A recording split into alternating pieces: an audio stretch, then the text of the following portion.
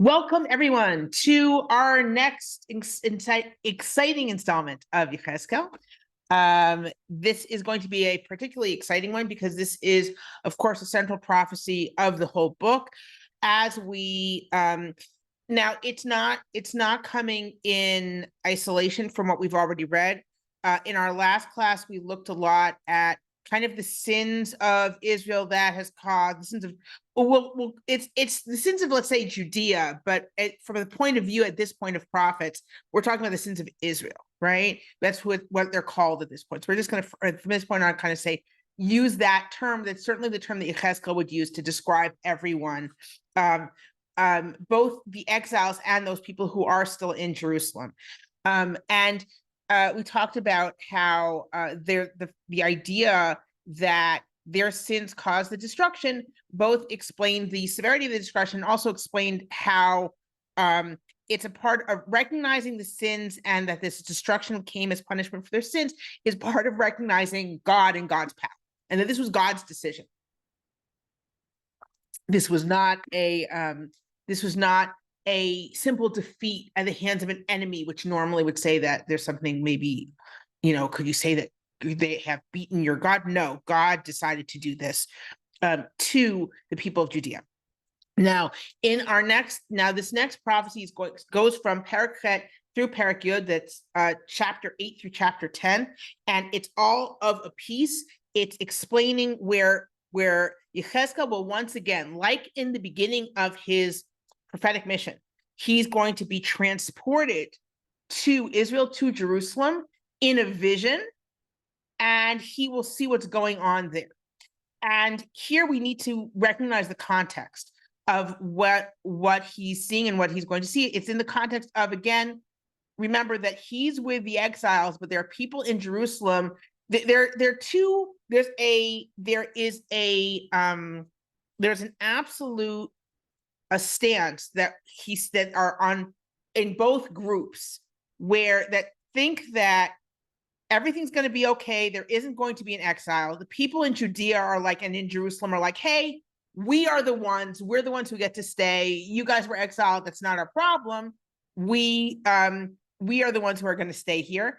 And the exiles are hoping that they can come back very quickly, that this is all going to blow over and then they can come back. There's not going to be any destruction and everything will be fine.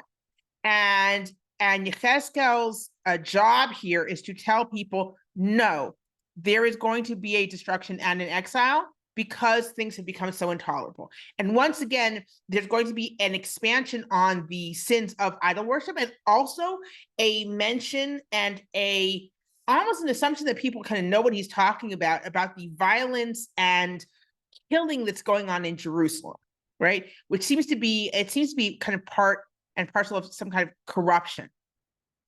So let's take a look at. Let's start reading. I'm going to pause in case we have any questions before I dive in. Are there any questions before we start? No. Okay, great. Okay, so just as a reminder, remember that we ended the last prophecy with the promise of you will not have peace. All the head, the elders won't have you won't have visions from prophets. You won't have counsel from elders. It was just kind of a vision of calamity. And now we're picking up in year 592, which is the 6th year. Vayhi b'shana she'it is the 6th year of the exile of Yehoiachin. Okay, that's how he's numbering the years. All right. In the 6th month, okay, which is Elul, okay, which is in the Septuagint, it says the 5th month. And he says, and I am ani yoshev beiti, I'm sitting in my house, v'ziknei Yehuda yoshvim lefanai. And again, this is something that happens that's several times described in the book of Yechezkel, that Yechezkel's sitting in his house and the elders are in his house visiting him. They possibly want a vision, or it's some kind of counsel. It's very clear that unlike, and I've said this over and over, unlike Yirmiyahu, unlike Jeremiah, Yechezkel has standing in his community. He is very well respected in his community. and people come to consult with him, to visit him. That's why there was a real chance when he was doing those symbolic actions that people were witnessing it. Even though he wasn't home, people apparently would come visit him. Okay, so he's sitting there and the elders are sitting before him. And what happens? V'ziknei Yehuda yoshvim lefanai vatipol alai sham yad Adonai Elohim. Okay, the elders of Yehuda are sitting before me, and the hand of God falls on me. Now, of course, in these words, I read it, and I'm going to say the words Adonai Elohim. Why? Because it is a classic, what we call a kri uchtiv, where you read something different from what's written. Because what's written is Adonai, and then you could say the Yahwistic name of God. In other words, the name we don't pronounce. All right. So what instead we don't want to say Adonai Adonai. So instead we say Adonai Elohim. Okay. That's why the vocalization of this word is according to the word Elohim. Okay. All right. I think you're allowed to say the name of God when you're instructing like this, because this is to explain how we read it. And this is one of the classic. This is a classic Kri Uchtiv. Of course, the name of God itself is the most common Kri Uchtiv. It's the most common case where we have something written. Okay, Yud Kei Vav Kei. It's written this way, and we never pronounce it. We never read it that. Okay. So moving right along, I do like to point that out because I think it's an important part of understanding when we read these texts. So God's hand fell on him. He starts having a vision while he's sitting with his help. And I see v'nei dmut k'mar'eh esh mimar'eh motnav ulemata esh. Okay, now he is having a vision of God. Okay, and he has to be very careful. He doesn't want to. He wants to maintain a distance between him and with this vision of God. So he keeps on using words like appearance of. Here is a figure that looked like fire, that looked like from his hips up, that looked like from his hips and down, rather, was fire, from his hips and up, like a zohar ke'en hachashmala, like a glowing or fiery appearance, like again that chashmal, right? Here, chashmala, it's the pausal form, right? That's why it's chashmala. It's not a different word. It's chashmal in the pausal form at the end of the verse. So it's like that, what we're talking about, the chashmal, which is some kind of glowing, sparking thing. Okay. Vayishlach, that we don't know. Remember, we don't know what it means. And if we did remember that class, maybe we would burn up spontaneously. It wouldn't be good. We don't know what chashmal means, except of course, every modern Hebrew speaker knows that it means electricity, but that's not what it means here. Okay. Vayishlach tavnit yad vayikacheni betzitzit roshi. And again, God sent the form of a hand. It looked like a hand, right? It was clearly not a hand because it's God, right? And he took me by my hair, right? And he carried me, but he didn't carry me by my hair. God took me by my hair, but batisauti ruach ben ha'artu ben hashamayim, and a wind carried me between heaven and earth and heaven, right? But Taveoti Yerushalayma, this is what I was talking about. It's spelled Yerushalema. That's how it's spelled. That's how it's written, Yerushalema. We write it and it is vocalized. We have the nikudot for Yerushalayma, because that's how anyone later on would say you would be reading this. Okay, and God brought me to Jerusalem, Bimarot Elohim, in this divine vision. In other words, Yechezkel knows very well that he is physically not in Jerusalem. He has been, however, carried in the vision to Jerusalem. Okay.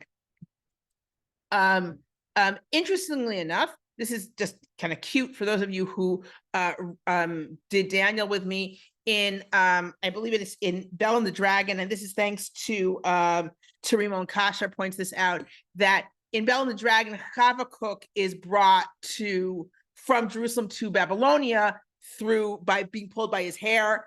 And that's clearly a reflection of this, right? Even in the verse, he's not actually brought by his hair. He's held by his hair, but he's brought through a wind in a little bit more dignified way. But that's clearly that passage in Bel and the Dragon, in the Daniel story. Bel and the Dragon is taken, about Habakkuk is clearly taken from this. So anyway, so it was brought to Jerusalem. El petach shar hapnimit haponet tzafona. We're going to see in this whole vision, Yechezkel cares very much about exactly where he is in the temple. It can be a little bit hard to follow, but he cares very much where he is in the gates, in different areas, and he's going to point out the different idol worship that happens in these different areas. But the Taveoti Yerushalayma b'marot Elohim el petach shar hapnimit haponet tzafona, to the entrance of the inner gate that faces to the north. Asher sham moshav semel hakinah hamakneh. There is the idol of envy that provokes envy, or that provokes anger. Okay, what is this idol? Okay, so this could be a reference to now the fact that it's in the north may be a reference to a Canaanite idol. By the way, the word in Canaanite for an idol is semel, right? So that seems to be what's going on here. Semel here means idol. Okay, this could be referring to the idol that Menashe sets up in the temple. In Divrei Yamim, in Chronicles, this is called Pesel HaSemel, or HaSemel, right? So that seems the closest thing, right? It's actually called the Semel, right? Like we have here, the same language as we have here. Another possibility that some have brought up is that this was an Asherah, and reflecting the belief that God had a wife that was the Asherah, which we see in the inscription in Quintilia Druid and in a couple of other places where there are things to the God, the Yoistic God and his wife, the Asherah, right? And so that is this from that? Is this actually an Asherah, right? And that's why it's in the temple, right? That this is, and that would also be a kind of an external, again, it would be this kind of external belief that's been brought in, right? Because we know that belief was floating around. It's not, we don't know for sure, obviously. I tend to say, oh, well, if we have it connected to Menashe already using the similar language, I would tend to think that it was that, but who knows? V'hinei sham kvod, and also the fact that it's the north. Baal was, of course, identified with the north, Baal Tzafon, right? So Baal is identified with the north, so could it be an idol to Baal, right? That's a possibility. V'nei sham kvod Elohei Yisrael kamar'eh asher ra'iti b'bik'ah. Now, God, presence of God is with Yechezkel. He's already telling you he's not going to go into details. He's going to go into details later. He's like, the way God looks is the same as when I had my initial vision. Remember, I described all that whole thing in detail? That's it, right? I'm not going into detail now because I have more other things to describe to you, namely the idol worship, okay?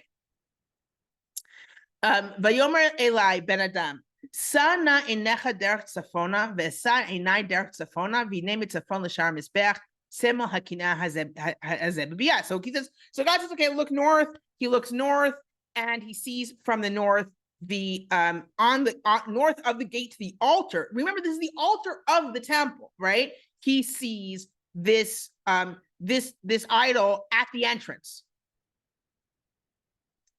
Vayomer Eli ben Adam hara'eh ma hem osim toivot gdolot asher Beit Yisrael osim po l'rachaka me'al mikdashi v'od tashuv tir'eh toivot gdolot. And he says, human, mortal, do you see what they're doing? Do you see these tremendous abominations that the house of Israel is doing here to create distance from my temple? And you will come and see even greater abominations. This is just the beginning of the idol worship that's going on around the temple precinct. Okay, so this is the first of the idol worship that God is showing to Yechezkel. Okay, what's the next thing he sees? Let's speed up a little. I'm going to kind of summarize. He says, look through this hole in the wall. And there seems to be a doubling here. He says, look through the hole in the wall. He says, break through the wall. So he breaks a hole in the wall. This is in, again, the temple precincts. And what does he see?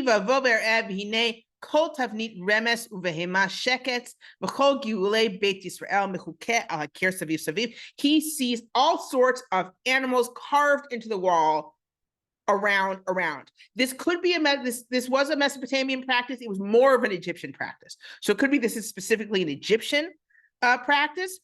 This is where it gets really bad. It's not just that there's idol worship, it's that the elite, the elders of Israel are doing it. 70 elders, we all know the 70 elders of the house of Israel are doing this. And who among them? Yazanyahu ben Shaphan, right? Shaphan, who is supposed to be the sofer, the scribe of Yoshiyahu, of the King Josiah, right? Yazanyahu, the son, and everyone's supposed to know who Yazanyahu is, right? We don't, but clearly the listeners are supposed to know, oh, Yazanyahu is doing this, right? That's what they're supposed to be saying. And he's like, and he among these 70 elders, Yazanyahu ben Shaphan, omed betocham, omdim lefnehem, v'ish miktarto biado, batar anan haktorat ole. Okay, so they are all bringing incense to apparently all these animals that are carved on the walls. Vayomer Eli haraita ben adam asher ziknei Beit Yisrael osim b'choshech ish b'cheder maskito. Maskito here actually means not like this translate. Yeah, everyone in his image covered chamber. That's actually correct, right? Maskito is of his idol, kind of like in the rooms of his idol worship, right? Of his idols, right? So in other words, he said, did you see, mortal, that the elders of the house of Israel, the elders of the house of Israel are doing in the darkness? Each person in his own like rooms filled with these, idol fetishes. Ki omrim, and this is like ki omrim en Hashem ro'el tanu azav Hashem et haaretz. God doesn't see us. God has left the land. So what is this? This is ironic because God hasn't left, not yet. God is there. God is watching, right? And they are saying God's left. So, hey, let's just worship who we worship. Why are they saying this? I think it's two things. One is they're like, hey, no one sees us. We can do what we want. I think it's kind of an amoral attitude. But also, there's already been an exile. There's been a conquest. There's been an exile. It could be that what they've said is God has already left the building. God has left, so we can do what we want. Now, God hasn't left, and that's what ironic, and God will leave, quote unquote. Again, that doesn't mean that God doesn't care what they do anymore, but this is how they're seeing it. No one sees us. God's left the land. Okay. And this is very possibly, it's either their lack of their amorality, or it's a reaction to that exile of Yehoiakim. Do we know if there is a relationship between Yazanyahu ben Shaphan and Gemaryahu ben Shaphan mentioned in Yirmiyahu? Well, that's something like, if you say, like I said, well, he's the son of Shaphan. He doesn't have to be the son of that Shaphan. He could be the son of a different Shaphan. But I would assume that they are related, right? I would assume that there is a Shaphan family, right, that is well known, that are the elite, right, and that this guy is one of them. That is what I would assume. And what's possibly happening here, if we say that this is an Egyptian practice, this may also be hinting that Yazanyahu ben Shaphan, the son of Shaphan, his allegiance is to Egypt. Whereas we all know Yazanyahu. Did I say Mario? Yazanyahu. No, you said that. Yazanyahu ben Shaphan. It may be hinting that his allegiance is to Egypt. Oh, so someone's asking, Yafa's asking, at this point, is it too late for them, or is there still a chance? No, it's too late. As we will see, the point is that at this point, it is too darn late. There is no chance. We are just finding out now about the terrible punishment, and there is no more chance. That's it. Okay. And what's going on now is God is saying, do you see all this? This is why you're going to be destroyed. It's too late. It's done. And yes, Cheryl? I'm trying to get the staging of this. Yeah. So we have Yechezkel in his house, and there are elders surrounding him, and he's having this vision, and he's not being transported physically, but he's seeing what's going on in the temple. Right. And as he's seeing it, is he speaking these words to the elders? I don't think he's speaking them yet. I don't think that within the vision, I think within the vision, he's supposed to be completely present with what God is showing him. And then afterwards he can report. And Afterwards he can say it over as a prophecy. Yeah. But are the people witnessing him in this ecstatic state? I would think yes. That's what I would expect. I would expect that there's drama going on here. There's some I mean, I think they're used to drama from him at this point. Like, okay. I mean, I think that they're probably pretty, I guess it would be pretty freaky to see someone go into an ecstatic trance in front of you. At the same time, they know who he is and they know what he does. So they're kind of sitting there waiting for him to tell them the vision that he's I would guess, yes. And it's very possible that they came to him to receive just such a vision, because we have other places where they come to him in order to receive a vision, right? In order to find out what they should do or what the prophecy is. So I think that they absolutely want to hear what the vision is. And it's very possible that it is because that them being with him is what has kind of tripped okay, this is a good time for him to have this vision, right? Because they're waiting to hear what the story is. Okay. And they are the elders. They have to hear what's the reason for this and what's in store. Okay. So, all right. So what we see here is elders and even a known elder bringing incense to these carved creatures, saying God doesn't see us. God has left. Okay. And then God says, you're going to see even worse. And then he brings, so what's next? Vayeveoti el petach shar beit Hashem, shar el atzafona, v'hinei sham hanashim yoshvot mevakot et hatamuz. Okay. So he brought me to the entrance of the gate of the temple. That's in the north. And women are sitting there mourning Tammuz. What is mourning Tammuz? This is actually a Sumerian god who the story is, it's a lot like kind of like Persephone, where he went down, he dies and he goes down to hell and then he comes up again. And the women, his wife and his mother and his sister mourn him when he goes down.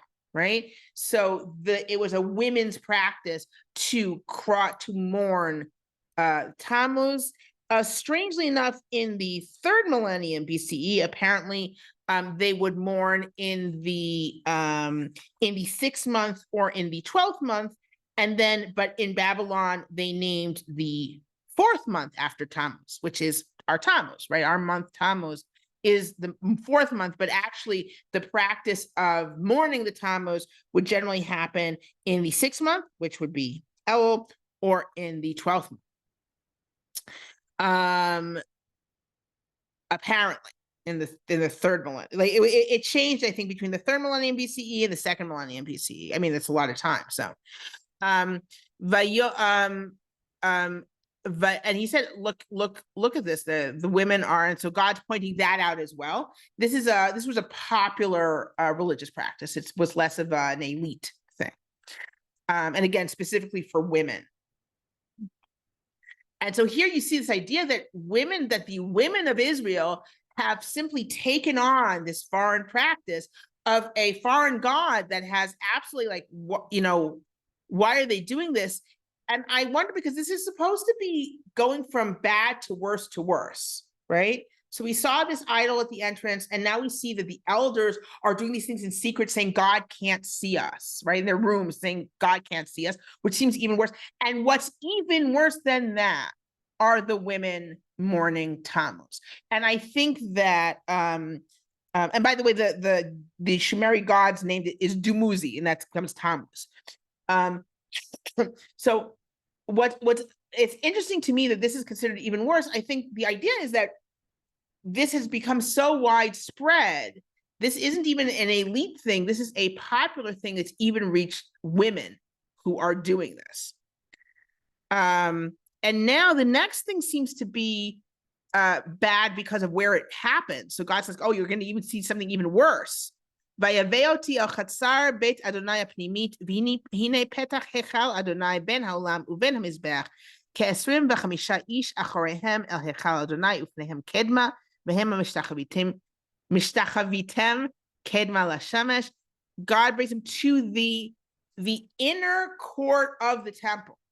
And here before, in front of the temple, between the ulam and the altar itself, there are 25 people whose backs are to the temple and they're facing east because they are bowing east to the sun.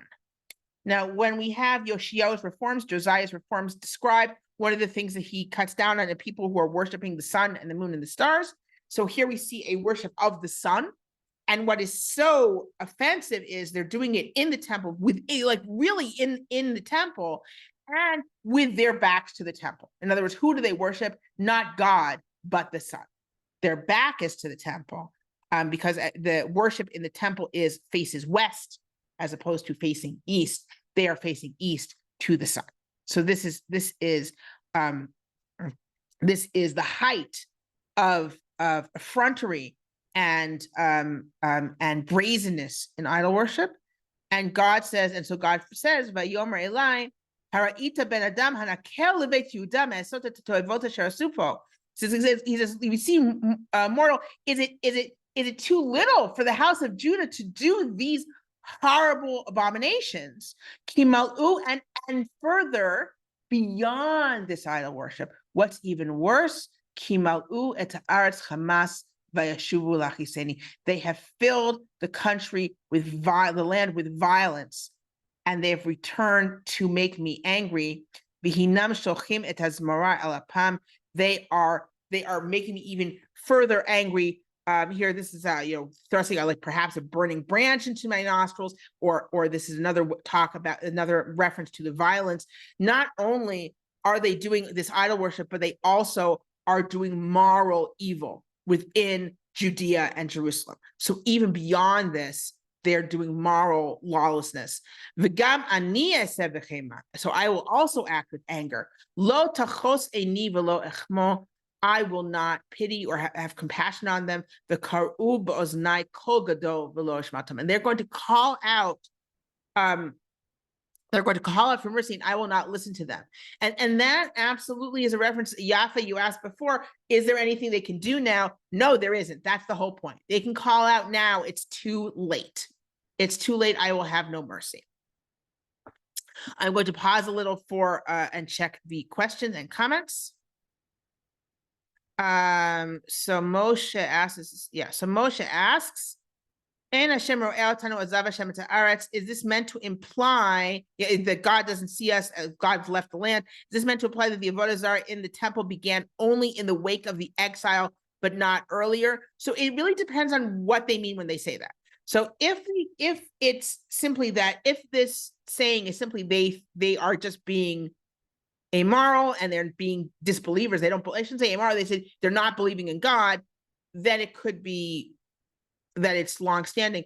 If they're reacting to the exile, then yes, this could be meant to be news to the exilic community. In other words, Yechezkel is telling the exilic community, hey, this is what's going on now, and so now for sure the temple is going to be destroyed, right? So it really depends on what is meant by that phrase when they say God has left the land, God doesn't see us.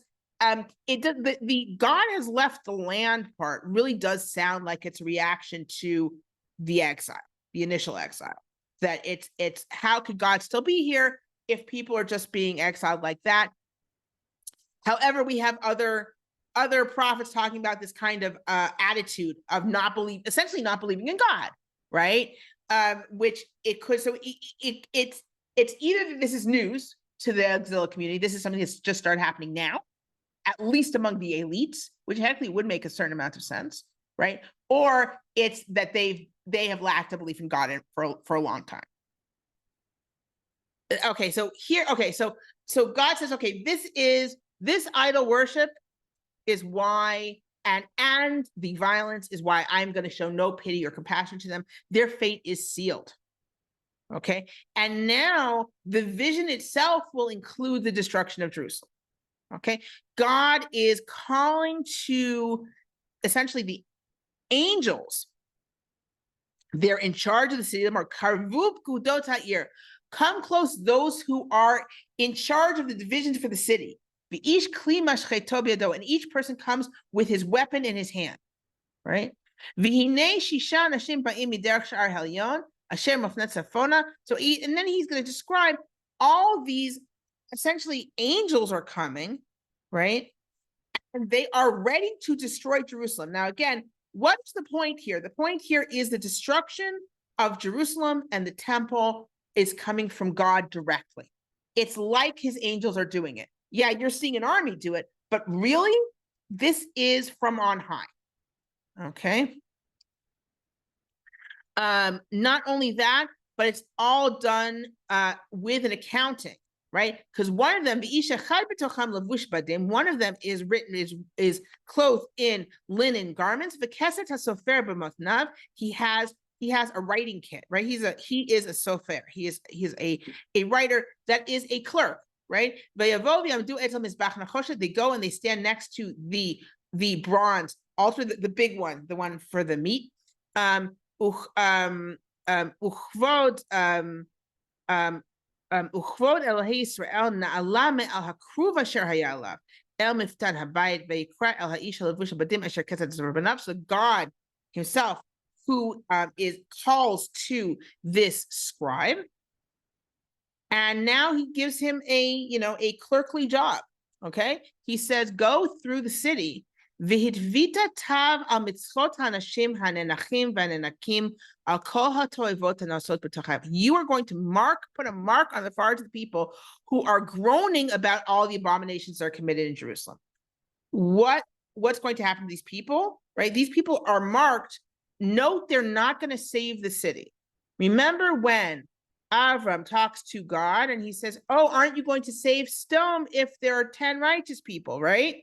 Here, it doesn't matter how many righteous people are. They're marked because they are complaining about what's happening. They're not saving the city, though. The city's not going to be saved for them. And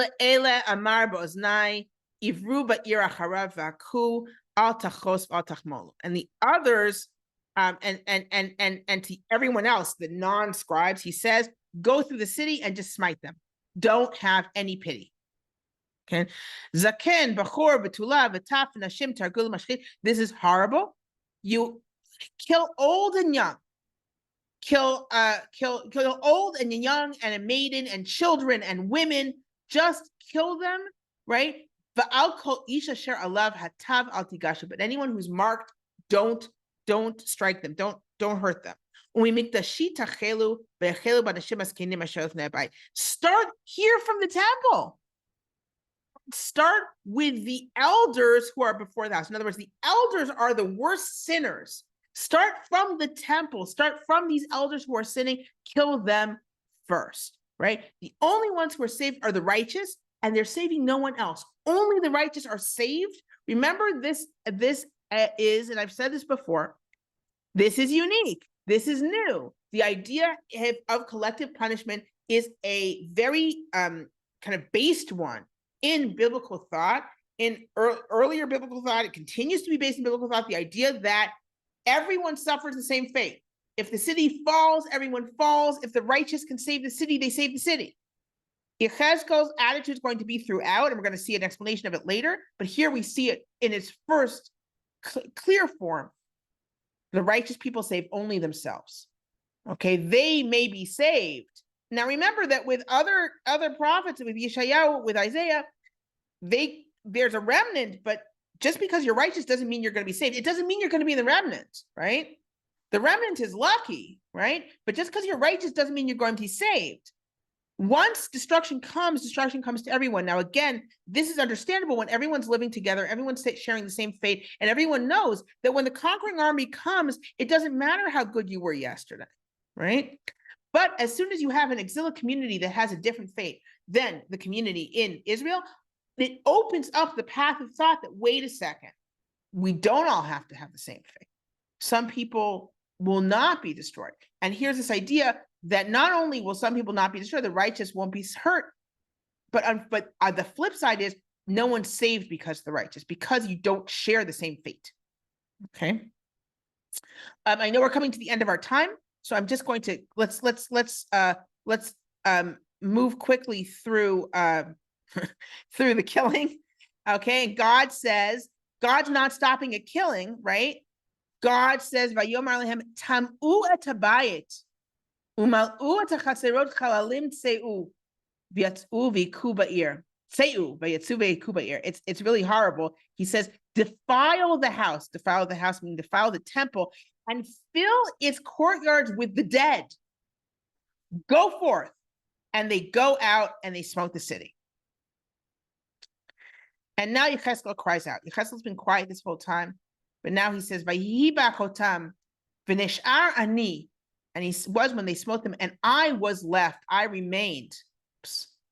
And I remained. Ve'pla apanai ve'ezak, and I fell on my face and I cried, "V'omar, aha, Adonai Elohim hamashchitata et kol she'erit Yisrael b'shafkecha et chamatcha Yerushalayim." I said, "Oh, whoa, God, are you going to destroy the entire remnant of Israel with pouring out your anger on Jerusalem?" And God doesn't have mercy. Vayomer Elai, avon Beit Yisrael v'Yehuda gadol b'me'od me'od. And God says the sin of the house of Israel and Judah is very, very great. V'timalei ha'aretz damim, and the land is filled with murderous crime. Va'ir mal'am muteh, the city is filled with corruption. Ki amru azav Hashem et ha'aretz ve'en Hashem ro'eh, because they've said God has left the land and God doesn't see. Now, again, going back to what we had before when they were worshiping idols, this is talking about corruption. The entire land is filled with corruption. Here it seems to be a more indicative of a virus that spread throughout before the recent exile. This does not seem to be something from just 6 years ago. This seems to be something that has corrupted the entire land. And now the only thing to do is not show pity. V'gamani lo tachoseini v'lo echmol darkam b'rosham natati. Therefore, I will have no pity or compassion. I have given them their own ways, their own path. I have put on their head. And then v'hinei ha'ish levush habadim asher keset b'manav meshiv davar lemor asiti k'chol asher tzivitani. And the scribe comes back and he says, "I have done as you have commanded me." In other words, those few righteous people are saved and everyone else has been destroyed. And now we come to the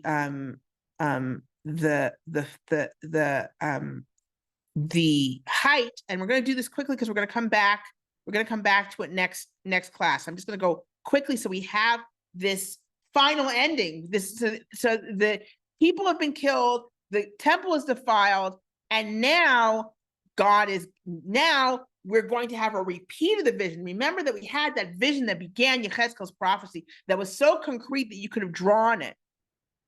And now we see why. Because now we have to see this vision with God leaving his temple to destruction. Again,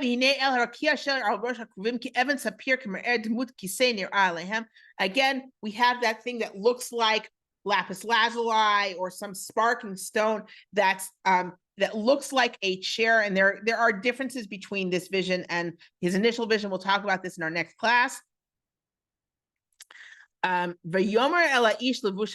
God says to the person, namely the angel wearing linen clothes, and others described by Yomer, Bo el benot lagalgal al tachat lakruv umalechof necha gachalei esh mi benot lakruvim uzrok ha'ir ve'avo le'emai. So he says, go into this wheelwork of the divine chariot and take out coals and throw them on the city, and then he did this as Yechezkel looks on. So from this fire, there's a cloud of smoke that fills the entire inner courtyard of the temple. So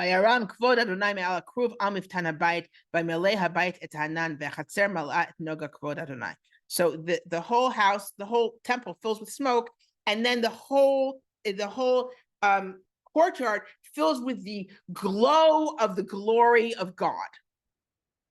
If you recall, the noise of the cherubs of the divine chariot was like the sound of El Shaddai speaking, right? The sound of the divine speech.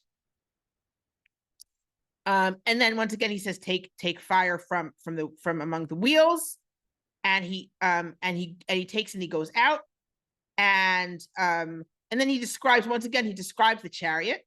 Okay, again, he uses some different language than the initial one, but he describes, once again, now it's important to describe the chariot, because before he wasn't going to talk about the whole chariot because it wasn't important, because the important thing was to describe the sins and the destruction. Now he goes back, he describes the chariot, and again, we're going to come back to this in our next class.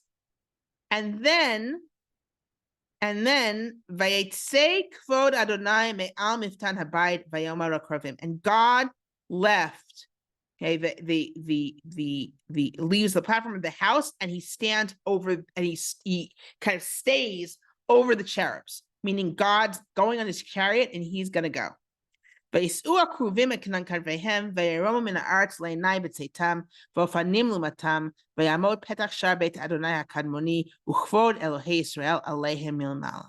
and then the cherubs lift with their wings, they lift from from over the land. Ezekiel sees them with the wheels, etc., and they stand at the entrance of at the eastern gate of God, and the glory of God is above them. And again, he says, these are the same creatures I saw in the first place, etc., etc. He describes them. And then essentially God is leaving the temple. They lift their wings, they rise from the earth, they departed, and they stand right outside the temple. Right outside the temple. Okay. And then we're going to have, and we're going to talk about this next week, we're going to have the Parakut Aleph, chapter 11, which kind of goes back and once again talks about sin and punishment before the final departure. But what we see is here the description of a total lack of particularly among the elites. So what did we see? We saw among the elites, they don't believe in God, and they're worshiping idols, and it's also a city and a land filled with corruption, which is even worse in a way. Remember, that was kind of the last thing. It's filled with corruption. And when Ezekiel calls out and says, "Can't you have mercy?" and God's like, "No, they don't believe in God. They filled this place with blood." Right? That's it. So what's really, on the one hand, there's a tremendous emphasis and description of all the idol worship, and how it's not just the elites, but it's even the women who are mourning Tammuz. In other words, it's the elites who are doing it in secret, and then the populace. There's a populist movement that's worshiping foreign worship rather than God, and a total insult, which is what it ends with, are those 25 people who within the temple. These 25 people have to be priests, otherwise they're not there, right? These 25 priests who are worshiping the sun with their backs to the temple, right? And when you go out from that, and then the crowning jewel, as it were, on this thing is that the city itself is filled with corruption, because the leaders don't believe in God anymore. They don't believe in God. They don't think God sees anything. They're like, hey, we can do whatever we want. And so the whole city and land are filled with corruption and violence. That's it. And only the righteous will be saved. Only the righteous will be saved, and God is leaving. And remember that tremendous vision of what the divine chariot looks like. Here's that divine chariot again. It's taking God. Remember the movement, the constant movement that was in that chariot, which was new to a description of God. You know, in general, like God rides, rochev aravot, right? So God rides in the sky, etc. But the idea that of this constant movement, God's leaving. God is actually, you said God had left. Well, now God's leaving, right? God's leaving, but so are you, right? Because there's death and there's exile. That's what's going to happen. So this is, and again, this prophecy, first of all, in other words, it assures this destruction is going to happen. It's going to happen because of your sin. It's ironic that you said that God is not in the land, and now God is leaving. So now look at what happens when God leaves, and it also sets forth this the idea of morality, that you can save yourself by being righteous, but everyone who wants to save themselves has to be righteous. You can't save a city anymore by being righteous. That doesn't save the city. And that's a scary prospect when people are sinning, right? So that's also going to be a big part of what Yechezkel says moving forward. Now we are in the continuation of kind of the next prophecies. We are going to get some words of comfort, right? Like after this, you're going to be able to kind of go back and rebuild, right? But this is assuring the audience, assuring Yechezkel's audience, oh no, this exile's for real. You're going to stay in exile, and there's going to be more, and the temple's going to be destroyed. And that's key. That's key to Yechezkel's message until it actually is destroyed. And then what becomes key to Yechezkel's message is how do we rebuild, right? How do we continue, right?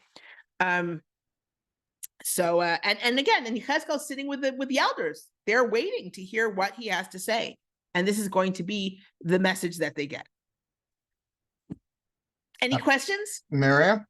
Yes. Yeah. This might sound like a kind of subtle distinction, but I don't think it is. Okay, go ahead.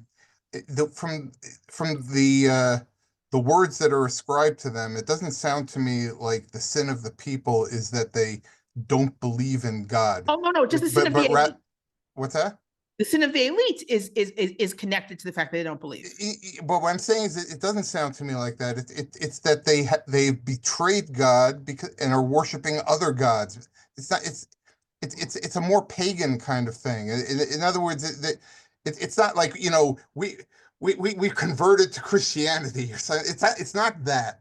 It's not an issue of believing and not believing. It's an issue of betraying God by worshiping other gods. Wait, it's that. Wait, so Moshe, what you're saying is it's that God didn't help us, so let's worship other gods. Is that what you're saying? Well, I mean, they say God has left. Right. Like God has left the building. So now we're worshiping these other gods instead. Right, but there is. I mean, you're right. But I think it's also the fact that, and yes, you're right, obviously, because they are worshiping other gods, right? It is absolutely a pagan approach, but it's also an approach of God doesn't see us, right? This idea that God's left, so God doesn't see us anymore. And not only does that mean, so that means there is no, God doesn't see us, right? He's either that God can leave in a way that God doesn't see us anymore. Yeah, God is not omniscient and not omnipresent. He's right. That's God also a pagan idea. God has left, right? And also that means, and that at least that's the way it's presented towards at the very end of the chapter, that means that we can act immorally, right? Which also you could say can be a pagan approach, depending on what pagan thing you're doing. But that, oh, these other gods don't care what I do, just that I give them food, that I sacrifice to them, and so I can do whatever I want, right? In terms of morality, I can do whatever I want, and I just have to bring sacrifices to these gods. So yeah, I think that is an important distinction. It's not like today being an atheist, right? They're not atheists. They're like, hey, I don't believe in the God of Israel. They don't believe. It's not like being an atheist, but it's not even like believing in some other religion. It's just shifting one's worship. Shifting one's allegiance, but that's what there is. I mean, I think that is essentially like. I think it's obviously you can't compare it to, let's say, converting to another religion today, right? But I do think that someone from Israel saying, God has left his land, he doesn't see what I do, that is essentially switching religions. Like, I think that's essentially saying, I don't believe, that's not believing in God. How are you believing in God otherwise? Right? You're believing now in a different God. You're like, okay, we're worshiping other gods because God has left the building. And I keep on saying God, so that's the problem, because I don't want to say, God's name or whatever, but like, God, the Lord has left the building. The Lord has left his land. The Lord doesn't see what I do. That's not believing, right? That's not believing in God, right? That's saying there is no relationship with God. I do have a relationship with these other, with I don't know, with my carved creatures that represent, I don't know what gods they represent, right? So now part of the issue is that God is still connected to his people, right? God may leave the temple, but he is still watching his people. And that becomes very, very important as the prophecy goes on, because who is Ezekiel talking to? He's talking to the initial exiles, and later he's talking to the later exiles as well, right? He's talking to the people who are no longer in the land, and God is with them. God cares about them. God is connected to them. God cares what they do. All of these things. To say that the way it's presented, though, is that he's following the people, it's not really presented that way. It is that way, so that they really can't say that. So that when they say God isn't in the land and God doesn't watch what we do, they are wrong, right? It's only when they're essentially dead, right? It seems that way, at least, that God is like, okay, now I'm going, because, and again, it's very much parallel to the prophecy to Jeremiah with the loincloth, that the loincloth is worth nothing if the loincloth is worth nothing if it's rotten. I'm not going to wear it if it's rotten. So God's leaving Jerusalem and leaving the temple because it's rotten, right? But it's true that he destroyed it first. Yes. And I do think that probably part of that, and again, Parakut Aleph, chapter 11 kind of goes backward a little bit, but it seems to be a little bit parallel. But the idea, it does, I do think, as you're saying, right? I think that there has to be some move saying they're gone, so that they weren't right. They were never correct that God doesn't see us because God has left the land, right? That was never true. God was watching them the whole time, and now they're dead, right? So, and now God's leaving, but also God leaving doesn't mean that God's not watching.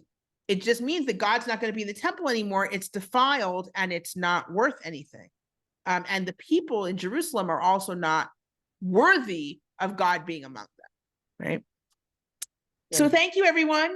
And I hope to see you next week.